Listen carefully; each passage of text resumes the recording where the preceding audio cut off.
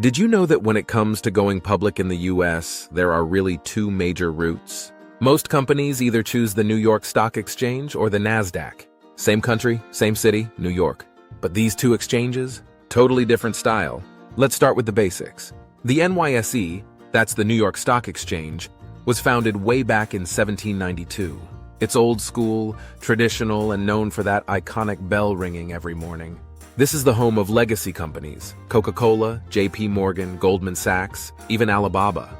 NASDAQ, on the other hand, is much younger. It launched in 1971 and was actually the world's first fully electronic stock exchange.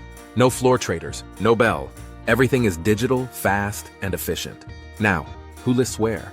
Well, NYSE tends to attract the big, established names, companies that are profitable, stable, and have been around for a while.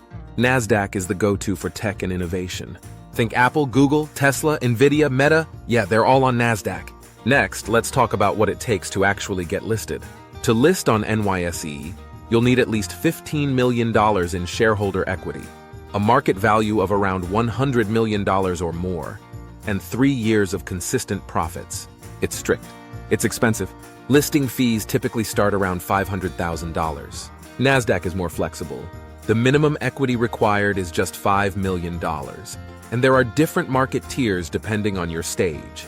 Capital market for early-stage companies, global market, and global select for larger ones. Listing fees?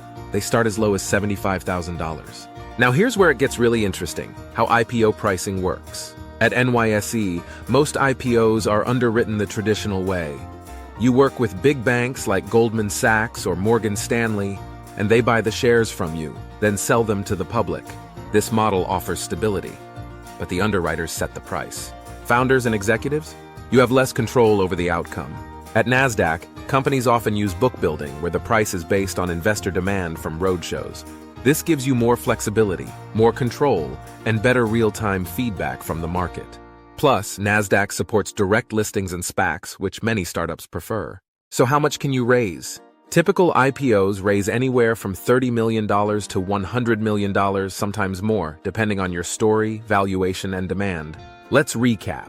If you're a big, stable, profitable company aiming for prestige and long-term institutional trust, NYSE might be your stage. But if you're a fast-growing, innovative, tech-driven company, NASDAQ gives you the flexibility, speed, and lower costs to move quickly. It's not about which one is better, it's about which one fits you. If you're thinking about taking your company public, or just curious about what it takes, like the costs, the timeline, or how to start, drop a comment. I'll walk you through it in the next